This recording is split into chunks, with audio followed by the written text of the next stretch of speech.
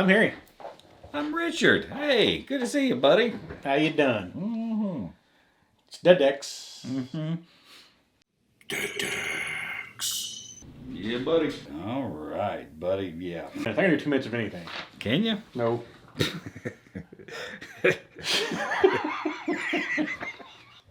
I was blowing vape out my nose while drinking. Some shit just burnt.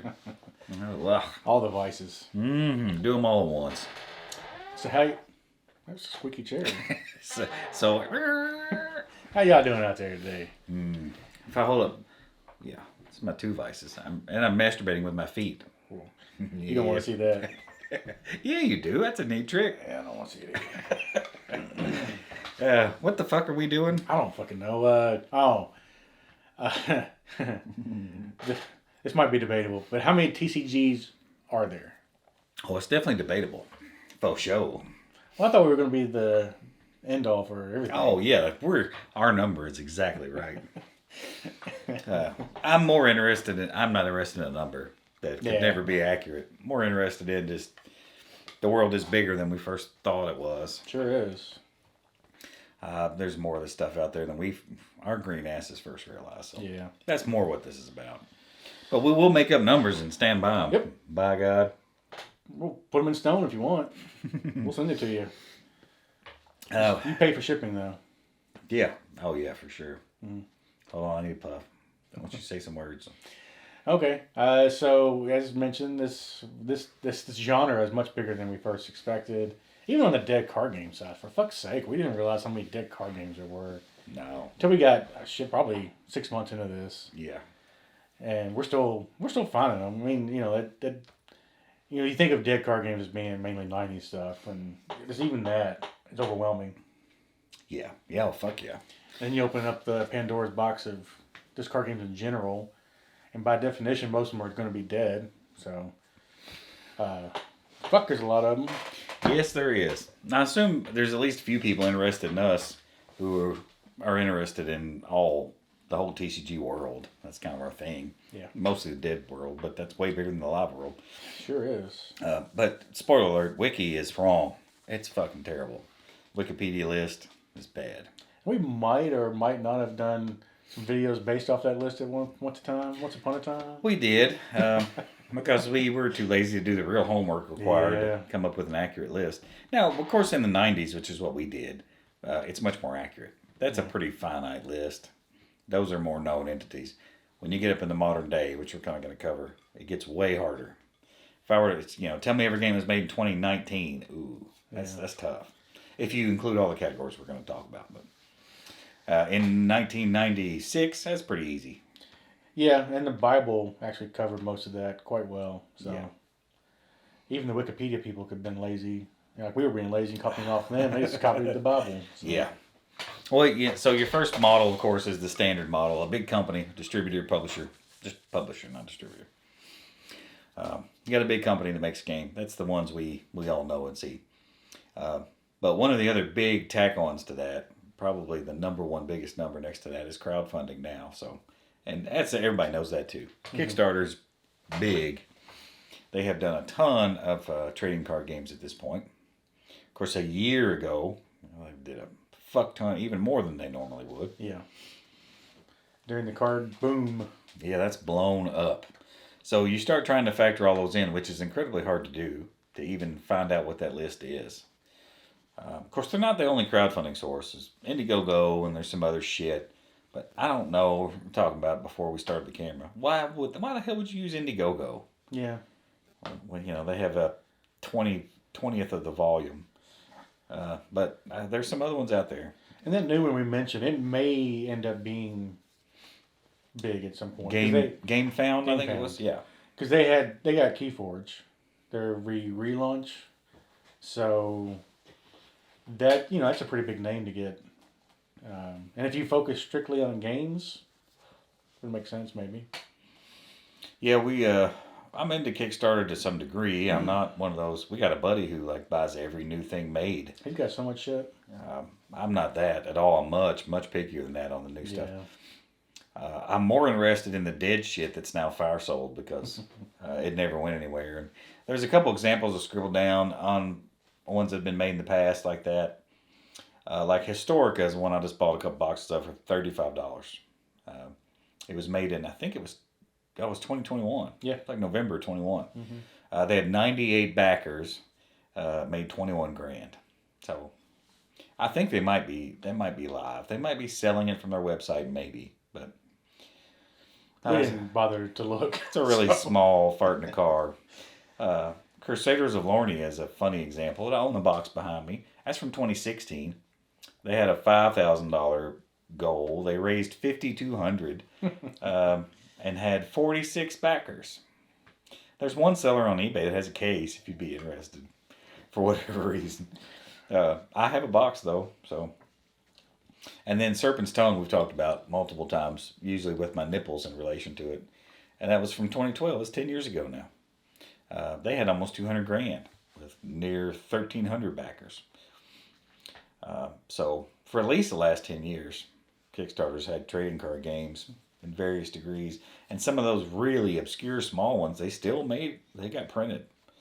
Crusaders of Lornia, who the hell knows what that is? But yeah. We question on how they were able to produce those kinds of funds. They had to have been at least in part independently funded. Yeah. 46 backers and $5,200. You don't go to print and ship with $5,200. I don't know if that'd get you a phone call with Carter Moon Day, you know? No, probably not. Couldn't even have an initial meeting. Yeah. But anyway, just there's a lot of them. Even in the last year or two, you got to be talking dozens of games. Yeah. So we were throwing out numbers. We'll make up numbers and stand by them. Sure. Got to say, there's 100. No brainer. There's been 100. I'm gonna guess it's more like 200 to 300. And that's crowdfunding only. Crowdfunding only. Yeah, we know there's 300-400. Old fashioned company made a game. We know that's relatively close. Yeah. So yeah, I'm gonna say 200-300 crowdfunded. It's a big world, which I have fallen down the rabbit hole on, but I'm more looking for the obscure shit that died, and it's now real cheap. There's only one or two current games. I don't know. Lately, I've been finding all these sexy games I want to back now. Yeah, because in a recent video we posted, which who knows how long they'll be between, but in our other Kickstarter video we talked about the Red Flag video. We talked about where the fuck was I going with that thought? It's gone. Back to you. Sexy new games. We kind of were coming out of a mania period, and okay. how all that shit seemed to have died off. But then there's been a couple that Richard showed me in the past week that's got significant amount of dollars already thrown at it. So, yeah. There's at least two that are out now that I'm just gives me half a chub just looking at them. Rise is one of them. I think it's pushing 300 grand, which I didn't know anybody was pulling those kind of dollars now. But they did. Can you come up with a more unique name next time? Yeah, that's please? One. I'm going to be so lazy, I'm not going to want to search on eBay for that. Yeah. I tried. And then Mystic Spires is another one I think looks gorgeous. That's better. Yeah, I can put that in quotes and find you. Right. You put Rise in quotes on eBay? Or even on the internet in whole? Rise is one of the best looking games I've ever seen. It is gorgeous. Now, some of those I think just missed the boom. They were. I don't know if they were in development prior to it, or they just didn't get done in time. Regardless, you're still getting money thrown at them. So there's still some money out there. We thought maybe the mania was completely over. Yeah. That it would, but if you have something that is well polished and looks good and well thought out, we'll say that you still got a good chance to get funded and get a big following even. Yeah. Whether you can follow through and keep it up and make a business out of it, that's a different story. Oh, yeah, who knows about longevity? I'm very skeptical about longevity on any of them. Yeah. But anyway, so another one is that I think greatly expands the number of the TCGs in the world is print on demand. And that's almost all Game Crafter. We've started talking about some more of those. We're going to have some openings and other stuff about Game Crafter games. But, it's what print on demand is. I mean, print to order is, I like print to order better, but I don't think anybody says that phrase. Yeah. It's print on demand. But yeah, there's some pretty cool shit out there. There's some stuff that looks pretty well thought out and supported, and some good games. We guess there's another 100 of those Yeah. minimum. And that's not too much of a guess because I have put in both TCG and trading card game and looked at every single entry on the site. Literally. I forget about Richard's thoroughness on some things. And there's quite a few on there I look at and go, oh, my 12-year-old would crush that art. I don't even bother, but there's some slick good stuff on there too. But anyway, that print on demand is really the other one. That and crowdfunding with both kind of modern technology related things. They've really blown the world of TCGs up. Yeah. And I'm sure there are purists who don't give a fuck about any of that. Right. And don't want to chase any of those down. I'm not a purist. Another one, start getting really obscure now. You get into indie games. And indie specifically meaning you're doing everything yourself. You're selling it through your own website. It's kind of a much more obscure thing. You're not really a legit company. You might have given yourself an LLC name, but you're really a dude in your house. Right. And you're doing the shit all by yourself. Yeah. Self-funded. You've had it printed yourself. You haven't asked anybody else for funds to do things for you. You've done all the work. Yeah. And I've got those as 3 out of 4, but that's probably the most difficult to find out of the 4. Like Cycles of Moss is one we talked about recently. They're selling it through their website. They're not mass marketing it. They didn't put marketing funds behind it. It's self-funded, and it's on their website. How the hell would you find those? Yeah. How do you know those are there? I don't have any clue how you dig all those up. I don't imagine that's a huge number because you just throw a website out in the ether without a lot of marketing money behind it. Right. I don't think a lot's going to happen typically. No way to aggregate all that data somewhere where you could just find stuff like that. How would you find it? Yeah. Unless you're buddies with them or happen across them somewhere on Facebook. I guess that'd be the easiest way, the Facebook group or something. But Yeah, I don't even know how. I don't know how that stuff gets out, but I don't know either. I'd say that's your most obscure, and then really a subset of indie to wrap this thing up. Homemade TCGs. I mean, those are definitely indie. In the Merriam-Webster, literalist definition, they're doing everything themselves. They're making it at their house. They're actually cutting the damn cards out and they're collating them in packs, and that's really rare that somebody does that. Yeah. A lot of the homemade TCG community the phrase is now used. It's really YouTubers. It's primarily a YouTube-based platform, and then a lot of them publish on GameCrafter. So, but there are some who literally do that. They sell on Etsy. They make the shit themselves. They put it in the boxes and ship it to you. I don't know if you'd count those, really, but Yeah, in the loosest terms, sure. yeah.